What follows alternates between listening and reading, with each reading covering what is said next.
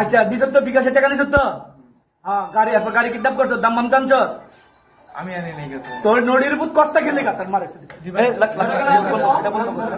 দাম মাম টাইন না কত টাকা নিছত তোর কজনে কাটা কাটা নাম কো আমার সাথে হ্যাঁ রনি রনি কালু কালু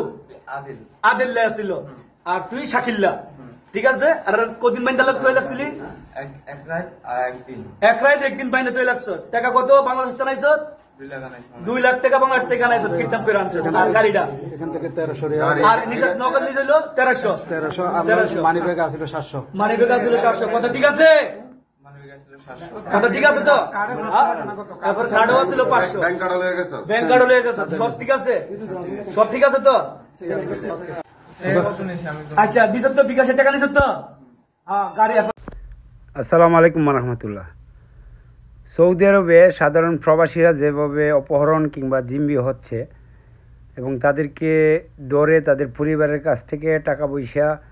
মুক্তিপণ আদায় করতেছে,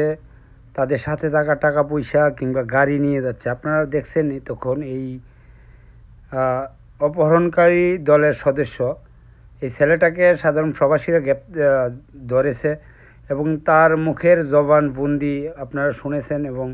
তার নিজের মুখের স্বীকারোক্তি যে তারা কি করেছে বা একজন মানুষকে অপহরণ করে কত টাকা তারা দেশ থেকে নিয়েছে বা সাথে কত টাকা ছিল এবং কিভাবে তারা টাকাগুলো ব্যাংক কার্ডগুলো নিয়েছে। তো সেই বর্ণনা কিন্তু এই অপহরণকারী সদস্যর গ্রুপের একজন সদস্য যাকে ধরা হয়েছে সে কিন্তু দিয়েছে। তো আপনারা দেখেন অবস্থাটা